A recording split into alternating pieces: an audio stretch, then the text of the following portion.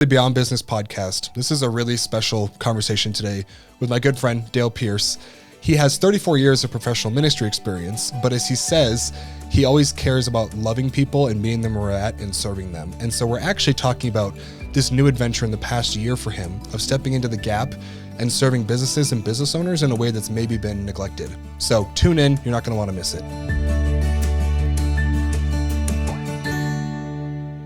Dale, it is a gift to have you here today. Thank you for taking some time. Appreciate you Chris. coming Thanks. by.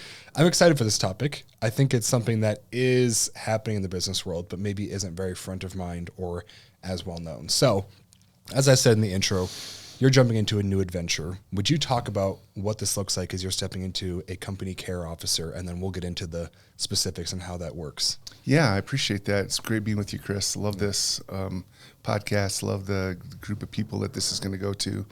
I have always loved and wanted to care for people. And sometimes that was the best place to do that I felt like growing up was going to be in a professional ministry context. But more recently, I've realized that some of the best places, and in some cases, the most needy places, are in the marketplace. And so just being able to,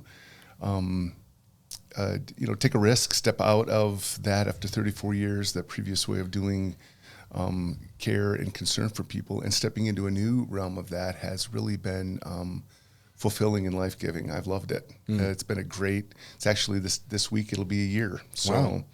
Yeah. Good timing. Good timing for sure. It's been a really good, it's been a good journey. It's been a learning curve for me. But it's been a good journey, and very much of some of the same parallels, but then in some ways completely different. So, yeah. So how would you, obviously you've started this, have your own brand to it now. Talk about the brand name, and then if you have a mission and vision and how you're defining what this looks like or what you're trying to achieve. Yeah, well, I mean, depending on who you talk to, the brand is a little different. So in one case, for one company I work for, I'm actually more of a culture care / chaplain, but then on the other side, and for several others, I'm more of a life coach and a team care officer to come alongside them, the business owner, to help them care for, connect with, and coach their people. So there's a little bit of sometimes some people say, well, that's not a whole lot different, but then in some cases it's hugely different. In one case, it's sometimes presence is more needed. Other times, more value and content is wanted. And so it just depends on, and sometimes they do blend. So, right. Yeah. Cause when you're present for people and they have a down, they want you to be more present and more listening and more chaplain-like. But in other cases, they're like, I really don't need any quote unquote spiritual from you, or I just need somebody to listen and help me with this financial situation or this relationship situation. And okay, let's do it, man. So yeah, that's great. So let's break down maybe what an example would look like as you're meeting with an individual. And in our pre-show conversation, you had this great 4-point bullet list of what you're often laying out for somebody and hoping to achieve, or giving them a roadmap of what you can offer. So can you dive a little bit into the specifics of what this one-on-one might look like, and like you alluded to, there are some of the different pieces you might be bringing to the table to equip someone with? Yeah, well, it's so interesting. I think one of the, somebody famous said, and I can't remember who it is, but sometimes to be listened to is to be loved, and that it's some version of that. And people, if they feel like if they're being heard, that's as close to love as they equate the two. And so how I step into those situations often just by, hey man, how you doing? Checking in today. What's going on? Anything you need to process? And sometimes they talk for 45 minutes, and I'm just like, oh man, that's really cool. That's interesting. Other times I'm,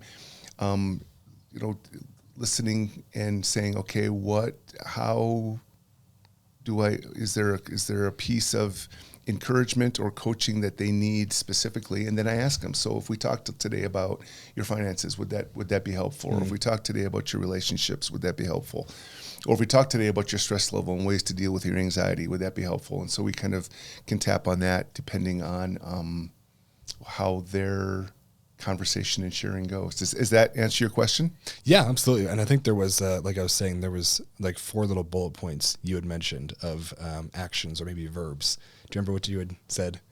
It was like equip, reload. What was that again? Yeah, that's right. I see what you're saying. So Yeah. I like to tell people, and it's in a funny context, and this works in both in the chaplaincy care piece, but also in the life coaching piece, or for companies. I just say I like to help. I'm here if you need to unload, reload, download, or just swear at somebody. I'm your dude. Yeah. So, oftentimes when you're in a larger business context, there's conflicts between coworkers, there's conflicts between superiors or supervisors, and to be able to say, hey, I'm here for you to, in a confidential way, unless there's self-harm or harm to others involved, I can do this confidentially, and so I can listen. And it's been so interesting in a couple of my contexts. I'll talk to the underling and the supervisor in the same day and hear both sides of the same story, and I get to listen and say, oh, okay, man, have you thought about this, or have you thought about this? And doing it, one of the hard things, but then it's a little easier for me, is just separating myself from the previous conversation and just injecting care into it to help bring some peacemaking to it. Has always been part of that, to say, okay, so what does it look like for, no, man, that's hard. Let me help you. So anyway, those kind of conversations, that the unload piece, people just dump on me. Yeah. The, unload, reload, if they just need to, man, I just need some encouragement today. Well, let me give you some encouragement. And what are you dealing with? Talk to me about that. And then the download, they're just like, here's the area that I need some help in, and then I can speak specifically to it. And then other times I literally just go in and it's word vomit everywhere. So that's the swearing part. Which y'all need from time to time. Exactly. Yeah. Exactly. Yeah, I do that in the mirror. Don't you ever do that in the mirror? Of course. Yeah, Exactly. The car with the music really loud. Yeah. Exactly. That's great. I wanted to paint a practical picture of what those meetings can look like, because now I want to transition into the why. You touched on this in terms of your heartbeat for people, serving them, loving them well. But this is obviously a unique context, like you said, in the workplace and business, which can maybe often go neglected. I made a joke in the off-topic time again as well, where I said I had to bring up Severance. Yeah. Admittedly, I've never seen the show, but I know the premise and how there's this disconnect between you show up to work and you turn that part of yourself off and fully show up as an employee, and you're disconnected in these two realities. But that's not life. No. And we were even debating that's probably not even the best way to do it. So maybe, I'm probably asking a few questions here, but the general question of the why are you interested in the whole individual, and acknowledging every single person is bringing something to the workplace that's either going to positively or negatively impact them, and you're trying to step into that gap because, again, from my perspective, it doesn't seem like a lot of companies would have the resources to actually meet their employees there. Right. Severance is an interesting premise. My wife and I enjoyed the series immensely. My family and I enjoyed the series immensely, unpacking it and talking about it. There's Reddit pages galore on that subject. So, but the concept of it still is actually sometimes easier for us to segment our lives. We like to think of ourselves that we can go into and say, I can be a waffle, I can do this here, and do this here, and none of the twain shall meet. And it's like, that's not real life. I will bring my baggage to the table every time. And now I'm not a therapist, but that's a practical life speaking. That's just part of who we are, is that it's hard to show up as a different version of myself when I've got stuff in the backstage going on. If my backstage is a mess, my front stage will eventually show that. And so helping people, now there's a lot of different pictures there, and for leaders, I try to help leaders take a look at behind the curtain and say, okay, what's actually going on backstage, so that the life I present to others is my true self, not just a false self and a fake front. And so that's my job as life coach, and even as chaplain. Again, that's where the two pieces meet, depending on the company, to be able to say, I'm helping you be the best version of yourself. Yeah. In fact, that's how I'll sign some of my emails. Sometimes I'll sign it in your corner. Then other times, depending on the conversation with the person, helping you be your best self, helping you be your best version, because I really want the best version of yourself is whole, one. Integrity, that's the idea. We're supposed to be one person. So how do we bring the best version of myself? And, honestly, there's huge strength in brokenness. But our culture doesn't like to say that. Our social media has this, it has amplified, and commercials amplify, and TV shows often amplify, or whatever we fix everything in 42 minutes. Well, that's not real life. So anyway, I'm jabbering. You had some really good nuggets there. There's a lot of rabbit trails I want to go down. That's what happens when I start to jabber. There you go. But I feel like the most natural, like you said, again, maybe this is a neglected piece of companies, and realizing maybe they have an HR team and someone to go to, but maybe there's not a directive or some work or things to improve on, and skills and tools like you're talking about. So when you even mentioned just how we deal with brokenness, it's a reality of life that we're going to have people who lose a loved one, deal with some trauma, have some significant loss or pain or stressful things that are going on that, a lot of things and stressful things in life don't just resolve in a week. So I loved how you said that, of just, maybe it is, for better or for worse.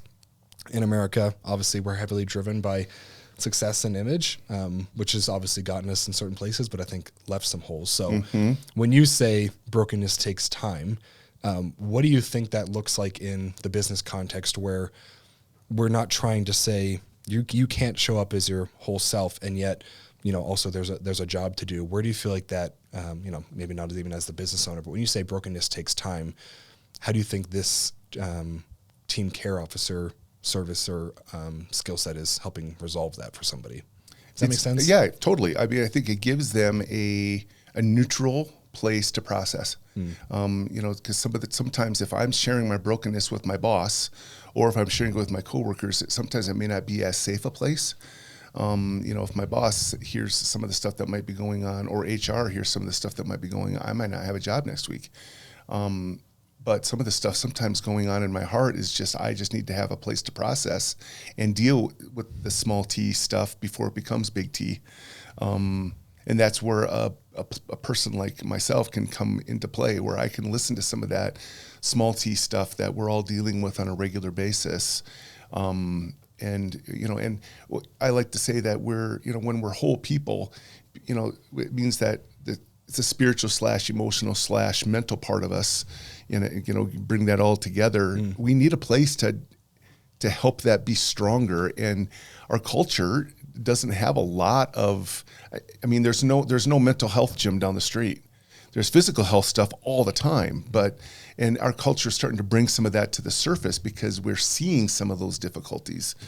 But to be able to give up a process place so that people have a safe space to work through some of those things, I think has been a key part of what somebody like me brings to the table in those businesses, those workplaces.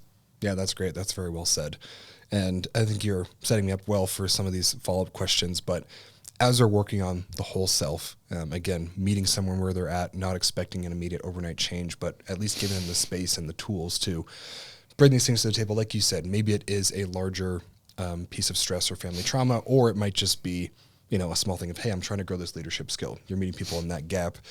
What have you noticed, and maybe even how you've had these conversations with business owners in terms of the long-term benefits? And like all business owners think, like, what's the return on the investment? It might not be a dollar number, maybe sometimes, but what are you seeing in terms of those benefits where this is offered and meeting people in that gap and giving them the space to process these things? I know that in my life, there are times where if there's something I don't want to deal with, I just have moved on. For me, that's been like a 4 or 5 year mark in different places. So I get to the 4 or 5 year mark, I start to realize that there's things in my false self and in my life that I haven't dealt with, and some of those relationships are getting too close. And so I'll just like, hey, you know what? I'm going to look for a new place to work. And so I look for a new place to work, and I can start again and start fresh, and it's the honeymoon and things are great. And then I hit the 4 or 5 year mark, and it's like the same thing again. And I did that for the first, 15 years of my life. Kind of made some of those changes because there was a bump, there was a place that I wasn't willing to go. Now, some of that, again, I'm not a therapist. Some of that needed some therapy / counseling, but a person like me can help some of those bumps be a little smaller because there's a place to process, and to give people a space again to talk through some of those. And I think that adds to the presenteeism in the workplace. You know what? I'm dealing with this, but I know I'm going to be able to talk to Dale on Wednesday, or I know I'm going to see Dale on Friday. And so that gives them a place, because this is another concept, but dealing with difficulty shouldn't just crush us, but as we press the difficulty, we get stronger. I mean, difficulty produces endurance in us. So we've just got this ability to say, you know what, I can make it because I made it over that little hump and that was difficult. Now I can make it over the next one. And that it produces this ability to say, yeah, man, endurance, I can bear up underneath this and I'm going to be okay. Doesn't mean I'm going to solve it. Doesn't mean I'm going to be happy-go-lucky, everything smiles, but I can make it. I'm going to get stronger. Right. And then that produces a character in me to look back and say, okay, now I'm becoming a whole person. And then that gives me the ability to say, the next one, that hope piece, the next difficulty, look at what I did with the last one. I can do the next one. And so that's where I can help people be present, even when they're dealing with their crap. And then I think it also helps with not just presenteeism, but then retention, because then somebody knows, hey man, this business cares enough about me to provide this for me. This is really cool. I've had multiple conversations in the settings I'm in right now, we're like, man, I've never been at a place that has a person like you. And so I love the ability just to say, well, how do you think I can help you in this season? And then sometimes, the rhythms for different businesses are different, and I'll show up and things are going great, and I'll show up a week and a half or 2 weeks later, and that person's moved on to something else, and they'll text me and say, man, I'm so grateful for the conversations we had. Thanks for helping me out in this season. It really helped and made me stronger, even though I knew there was change coming, whatever. So that's been good. Well, yeah, that's profound. I think that's so well said in terms of some of the benefits you're already seeing and tying together. Like you said, I think, whether it's a personality type or as individuals, we might be more inclined to lean away from adversity. But like you said, putting your shoulder to that plow, leaning into it, pressing, getting stronger out of that difficulty, but it's not natural. You definitely need a community, but you need people on your side to help you go through it. Well, leaders lead with a limp.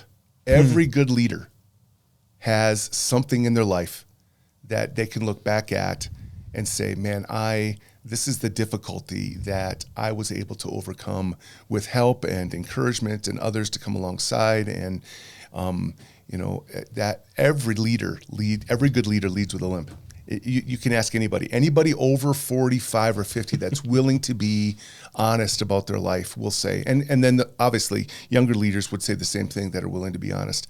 Man, I've had this difficulty, and this difficulty actually propelled me into this next season of fruitfulness. Yeah. Well, a mutual connection of ours, Mike Mitchell, he does a lot of leadership training, and I love his approach and definition to leadership. I'll probably butcher off the top of my head, but it's something to the effect of the art of getting others to want to do what you believe needs to be done. And so the way he pushes that is in what we're trying to roll out in our company, from newest person, lowest person on the org chart, all the way up to the CEO is a leader in some fashion. Absolutely. We're all trying to get somebody to be convinced to do something that we believe needs to be done, whether or not we're even directly managing somebody. So I think you're even speaking to a service or a opportunity like this for companies is not just for the C-suite team. It's not just for the managers. Absolutely. If anything, it might even be more vital for the people who are down in the mines doing the grunt work, driving the production of the company, like you said, because they probably feel seen and heard and equipped to show up better. I mean, anything you'd It's a both Yeah, end. Well, yeah. I mean, everybody, and my definition of leadership is one that's been around for a long time, but basically leadership is influence. Everybody is influencing somebody. So, I mean, everybody is influencing somebody. The person that you just hired, who's the 21-year-old, has some friends. The 28-year-old who's just had their first kid. Everybody is influencing somebody. Another way to say it is everybody follows somebody and somebody follows you. So you've got the influence piece. And so as I am able to listen to some of these and help people direct their influence in more positive and life shaping ways, that part of that is taking the negatives and helping them press them so that they become not weights that stop them, but strengthening pieces that propel them forward. Yeah, absolutely. Yeah. Well, we've touched on a couple of, at least in my head, the practical pieces, and then the benefit of this on the business owner side. So obviously, if I look at this from a big picture, I would imagine you tap any business owner. Nobody wants their employees to be suffering. Everybody wants, well-rounded employees that are excited about the job they do, but maybe they don't have the resources. So obviously you're stepping into that gap, but I'm curious, as you've reflected on this, if there's a business leader listening to this, and I know you offer virtual and in person, but for whatever reason, if they don't have that option or, want to be aware of what else is out there, what are you seeing in terms of other ways you can practically lean into that and fill that need for a team that needs the listening ear or the equipping, or like you said, I can't remember off the top of my head, but the reload, download, Reload, unload, download, or swearing. There you go. Yeah, there you so, go. maybe some other practical ways that can be equipped or brought in, because again, I don't think any business owner would be against their people being well-rounded, but they may not be thinking through practically how to help them. I mean, I would obviously love to see more businesses have a life coach or team care officer on board, but ways that business leaders, owners, managers can bring some of these pieces to the table are just to value the relationships. I mean, I think there's, this is really this is done regularly, I'm sure, but have a pizza party, have gatherings outside of work, have the whiskey Wednesdays or the Freaky Fridays or whatever it takes, just to have some people outside, have them outside of the office connect, so that things like the severance, the severance mode doesn't kick in. So people start to realize, oh, that was really cool. I actually had a conversation with them about something besides building the web page or fixing the engine or the fact that I didn't do my cleaning well last month. Whatever it is, I had a conversation in a different way with someone, and I think that helps break down some of those barriers, and it shows people that you value the whole person, not just them at the workplace. So I would say, things like that, ways that you can connect, that are really pretty inexpensive, but just take a little bit of effort on their part. Another way may be to encourage them to connect outside of work. I mean, is there a way that you can provide finances to say, okay, lunch is on me this week, go out with somebody else, one-on-ones, two-on-ones, let teams go out and you pay for it, so that they're connecting in other ways. So it's not just about the project, not just about the overarching vision of the company, but it's about them. I think that would strengthen people's mental health in ways. They're not just a number in a 300 person or a 10,000 person company or even a 15 person company. They're valued by people, and that just shows value. Yeah, that's really good. There's a couple more thoughts I have in my head, and starting to, we're not landing the plane, but we're starting to get near the airport. So there's one thought there that has been interesting, and I've heard from a lot of people in the leader field or consulting world, or even just the general observing of the population coming out of COVID. A lot of people are recognizing just this epidemic of loneliness. I think you and I have briefly spoken on this, and it seems like you're really hashing that and getting back to it and driving larger community connection, whether it's within a company or equipping that person to go do it elsewhere and plugging into a greater group. So in on a podcast format without having 2 hours and trying to solve the loneliness problem. It feels like that's a big piece you're coming back to. Why is that so critical? And even beyond just the team care officer position and role and stepping in and equipping that person. But obviously you're coming in, making sure they feel heard, and then equipping them to hopefully go out and interact with a larger community. Why is that so crucial? Well, because loneliness is so destructive. I mean, we were not made to be alone, and it's not even about partnerships or marriage. It's about the fact that we were made for relationship, and I think the more we lean into social media and the more we lean into garage doors open and then garage doors immediately down and fences and all of that, our culture's just speeding along toward and enhancing this epidemic of loneliness. So my encouragement to business leaders is, open up the door to your office, open up the door to your home, open up the door of your heart, have conversations with your team, with people that are near you, invite them into your life. Again, go out for meals, go out to an event. And not just to the people that are your favorites, but having these open places of at least a conversation can exemplify for the people down the ladder what it looks like to actually build relationships. To have that relational piece as a value somewhere is so vital to help begin solving this epidemic of loneliness. I mean, on my EOS chart for my little new company, it is the need is loneliness. I mean, it is epidemic.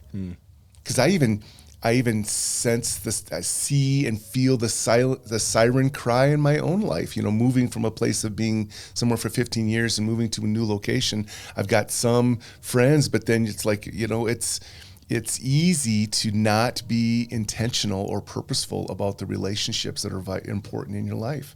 So what does that look like? How can a business owner, how can a business leader be intentional about the relationships they have in their life? So that their circle of influence isn't just shrinking because of focus so much on my business, but it's actually expanding, and through that they find life. Wow. Now you can only have influence on, basically it's the Lego piece. You can have 6 spots. You have 6 spots of close friendships in your life. Okay, great. But are you intentional with those 6 spots? Yep.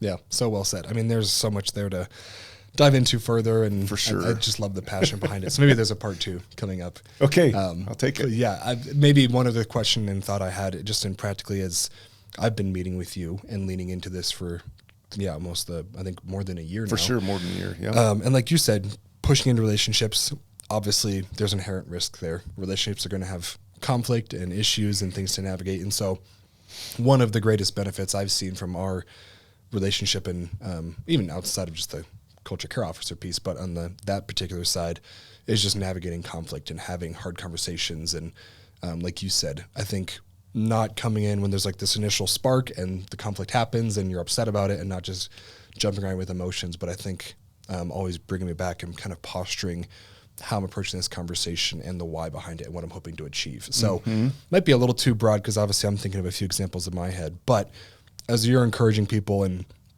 pushing against loneliness and into relationships, inevitably when conflict comes up, if I can put you on the spot, what do you feel like are some of the key things, even whether it's through our conversations or with others, that you're always driving people to? Maybe to give you a T, one example is, I think you often helps you in terms of even just how you shape questions.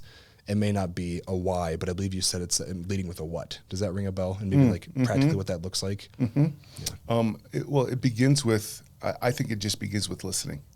Right.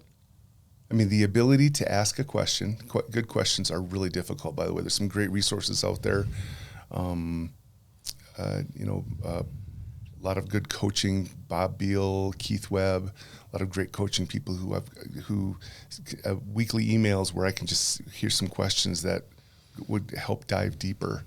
But it's not just giving me giving the close-ended. So are you okay today? Yes. Okay. No. What's happening inside of you that you need to share today?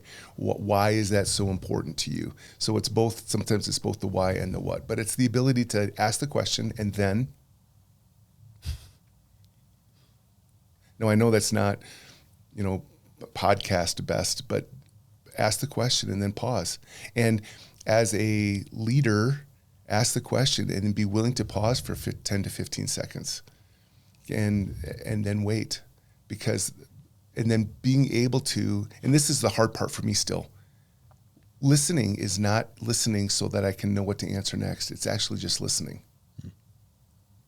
And then being okay with the 10 seconds to say, okay, now that conversation or that answer, what question do I need to ask next? It's really valuable. I think one of the best practices that leaders need to do is to be able to listen. And there's great resources out there right now in that whole vein, the listening life.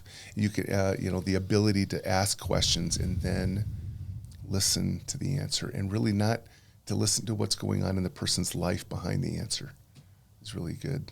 So does that answer your question? Absolutely. Yeah, I think you did a great job with me giving you only a few minutes to unpack such a weighty piece. But yeah, I mean, that you've given me that encouragement, and even leading a team meeting and that classic question of like, any questions, anything else, waiting 2 seconds and just moving on. But actually, it's a little uncomfortable sitting there. I mean, 10 to 15 seconds when there's silence feels like 5 minutes. But sitting in that, and then obviously on the one-on-ones as well, allowing for that silence in the gap is really crucial. So I think that's really well said. Yeah, Dale, I mean, there's been so many good things. Obviously, we're trying to keep this short and succinct and provide some quick value, which is, maybe, again, the American model. Maybe we need the 4-hour long form. Nobody will sit and listen to a 2-hour podcast, right? Just a few. So as I often like to conclude, bringing in the title and vision of the podcast, of everything we've covered today for the business owner listening, what is your one encouragement of how they can take that next step and go beyond where they are right now? I would say take care of yourself, whatever that looks like, whether that's physically, whether that's relationally, whether that's, emotionally, spiritually, mentally. Be willing to take it out of 6th gear, bring it back, and have some times of parking to say, okay, what's the state of my soul? Look at the backstage. I kind of started with that. Now we've come full circle.